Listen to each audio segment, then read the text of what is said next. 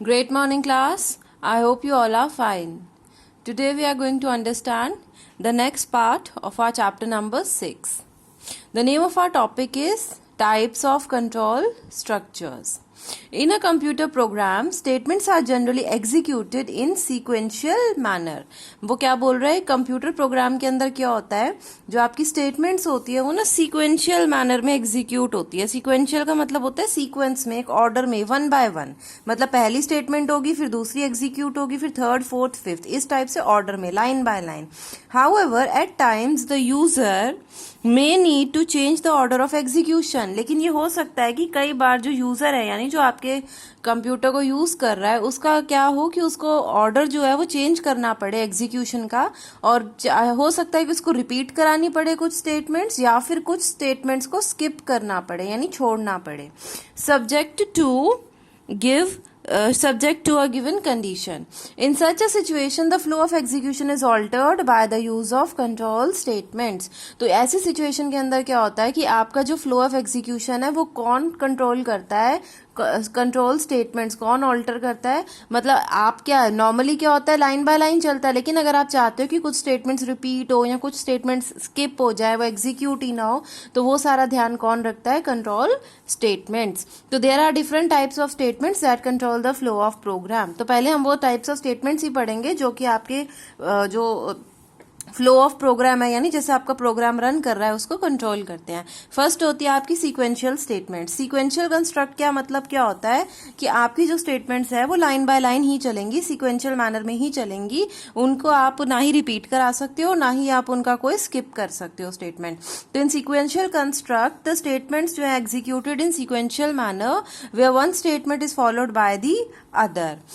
मान लो आपको एग्जाम्पल है कि आपको एरिया ऑफ रेक्टेंगल कैलकुलेट करना है, तो इसके अंदर आपके सेट स्टेप्स रहेंगे ना, कि पहले आपको लेंथ चाहिए होगी, फिर आपको ब्रेथ चाहिए होगी रेक्टेंगल की, उसके बाद ही आप एरिया निकाल सकते हो और उसके बाद ही आप प्रिंट कर सकते हो. आप ऐसे तो नहीं करोगे, ना कि पहले आप कहोगे मैं एरिया प्रिंट करा देती हूँ और बाद में मैं लेंथ ब्रेथ ले लूँ. नहीं, इसमें तो एक ऑर्डर है कि पहले लेंथ आएगी, फिर ब्रेथ आएगी, फिर कैलकुलेशन होगी, फिर आपका एरिया जो रिजल्ट आएगा उसको हम प्रिंट कराएंगे. तो जब ऐसे सीक्वेंस में ही चल सकती हैं आपकी स्टेटमेंट्स, तो उसको हम क्या बोलते हैं, sequential statement. Next is your conditional statement. Conditional statement के अंदर क्या होता है कि आप एक कंडीशन देते हो, अगर उस कंडीशन का रिजल्ट आपका ट्रू रहता है यानी यस रहता है तो आप कोई एक पाथ फॉलो करते हो. अदरवाइज अगर उसका आंसर नो रहता है तो आप कोई अदर पाथ को फॉलो करते हो. जैसे वो बोल रहा है in programming languages conditional statements cause the program control to transfer to a specific location depending on outcome of the conditional expression. मतलब जो आपका कंडीशनल एक्सप्रेशन आपको देगा कि कंडीशन ट्रू है फॉल्स है, उसके अकॉर्डिंग ही आपका प्रोग्राम जो है आगे रन करेगा. अगर कंडीशन ट्रू है then one set of statement is executed, otherwise other statement is executed. Example है जैसे if a number is completely divisible by 2, अगर कोई नंबर को आप डिवाइड करो 2 से और आपका रिमाइंडर 0 आ जाए यानी वो कंप्लीटली डिविजिबल है, तो हम क्या बोलते हैं कि वो इवन नंबर है, अदरवाइज हम उसको क्या बोलते हैं, ऑड नंबर है. तो ऐसे केसेस में जब हम कंडीशन को टेस्ट करते हैं और कोई एक ही, हर कंडीशन के ऊपर आपका कोई एक पाथ जो होता है वो सिलेक्ट होता है फॉर द एग्जीक्यूशन, तो उसको हम क्या बोलते हैं, कंडीशनल स्टेटमेंट्स. इटरेटिव स्टेटमेंट्स क्या होती है, जब आप कुछ स्टेटमेंट्स को रिपीट कराना चाहते हो कुछ पर्टिकुलर नंबर ऑफ टाइम्स, कुछ स्पेसिफिक नंबर ऑफ टाइम्स, ठीक है, तो उसको हम क्या बोलते हैं, इटरेटिव स्टेटमेंट्स. तो दी स्टेटमेंट्स जो होती है repeat a set of statements for a specific number of times as long as the condition is true. When the condition becomes false, जब आपकी कंडीशन फॉल्स हो जाएगी तो उस लूप से जो आप कंटिन्यूएशन में चला रहे थे, स्टेटमेंट्स को जो रिपीट कर रहे थे, वो क्या हो जाएगा, आपका खत्म हो जाएगा. ठीक है, तो इस चैप्टर में हम बेसिकली जो ये कंडीशनल स्टेटमेंट्स आपको बताई थी कि जिसमें फॉल्स और ट्रू होगा, हम वही वाला टॉपिक करेंगे. कंडीशनल स्टेटमेंट्स का मीनिंग पढ़ चुके हैं कि वो कंडीशन को चेक करेगा, तो वो यहीं पे ये कह रहा है कि इसने कंडीशन ली, उसके अकॉर्डिंग एक्शन हुआ. मान लो आप क्या करना चाहते हो, अपने मनी को विड्रॉ कराना चाहते हो एटीएम से, तो इसके अंदर कंडीशन क्या रहेगी कि अगर तुम पिन नंबर जो डालते हो वो करेक्ट है तो आप विड्रॉ कर सकते हो मनी को, अगर पिन नंबर इनकरेक्ट है तो आप विड्रॉ नहीं कर सकते। तो इसी चीज का हम एक फ्लो चार्ट बनाते हैं। फ्लो चार्ट आपको मैं पहले भी बता चुकी हूँ, एक पिक्टोरियल रिप्रेजेंटेशन ऑफ डेटा होता है या किसी भी स्टेप्स का यानी एल्गोरिदम का, क्योंकि हमने एल्गोरिदम को क्या पढ़ा था कि जब भी हमारे स्टेप्स जो होंगे सिंपल स्टेप्स लिखते हैं किसी भी प्रॉब्लम के, उनको हम एल्गोरिदम बोलते हैं, और जब भी हम उस एल्गोरिदम को एक पिक्चर फॉर्म में रिप्रेजेंट कर पाते हैं पिक्टोरियल फॉर्म में, तो वो हमारा फ्लो चार्ट हो जाता है।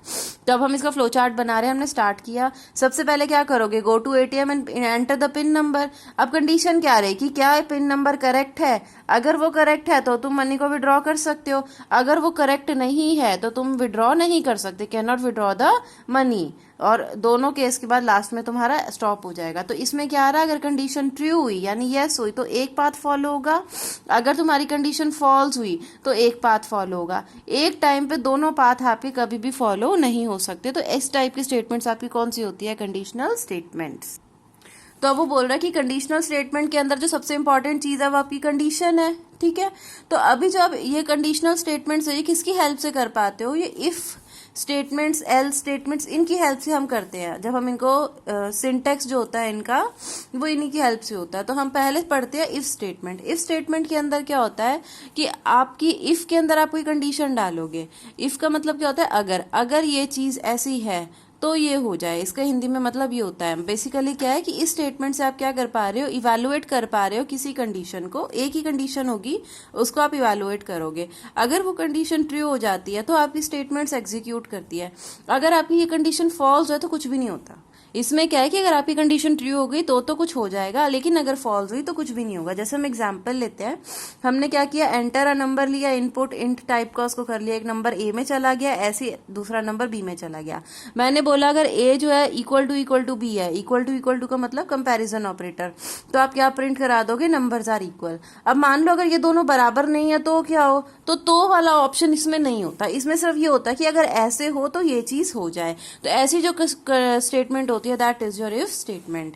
Next is your if else statement. If else के अंदर क्या होता है, जो मैं आपको तो वाला बता रही हूँ कि अगर ये चीज ऐसे है तो ये हो जाए, नहीं तो ये हो जाए, तो वो वाला जो ऑप्शन है वो एल्स के अंदर आता है। तो जो इफ एल्स का स्ट्रक्चर होता है, it is used when either of the two different actions are to be performed depending on the result. मतलब क्योंकि हमें पता है कंडीशन के बेसिस पे दो रिजल्ट तो होंगे, या तो ट्रू होगा या फॉल्स होगा, तो यस होगा या नो होगा। तो अगर मुझे यस नो दोनों केस में ही आउटपुट चाहिए, in that case I am going to use if else statement. तो इफ के अंदर मैं कंडीशन डालती हूँ तो उसके कॉरेस्पॉन्डिंग स्टेटमेंट लिख दो, और एल्स के अंदर फिर उसके कॉरेस्पॉन्डिंग। एल्स में कभी भी आपकी कंडीशन नहीं डलती, ऑलवेज रिमेंबर दिस थिंग, क्योंकि एल्स का मतलब ही है कि अगर ये चीज पूरी नहीं हुई तो ये चीज हो रही है। तो ऑब्वियस रीजंस की वजह से हम एल्स में कभी कंडीशन नहीं डालते। आपने फर्स्ट नंबर ए में डाला, सेकेंड नंबर बी में डाला, आपने बोला if A greater than B, अगर ए बी से बड़ा है तो प्रिंट करा दो A is greater than B. Else अगर यानी एल्स का मतलब ये है कि ए बड़ा नहीं है बी से, तो सिंपल मैंने लिख दिया else print B is greater than A, ठीक है। Next is if else if else. जब अब इस जो हमने ऊपर पढ़ा ना इफ एल्स, उसके अंदर सिर्फ आप एक ही कंडीशन को टेस्ट कर सकते हो, उसके कॉरेस्पॉन्डिंग आउटपुट आएंगे।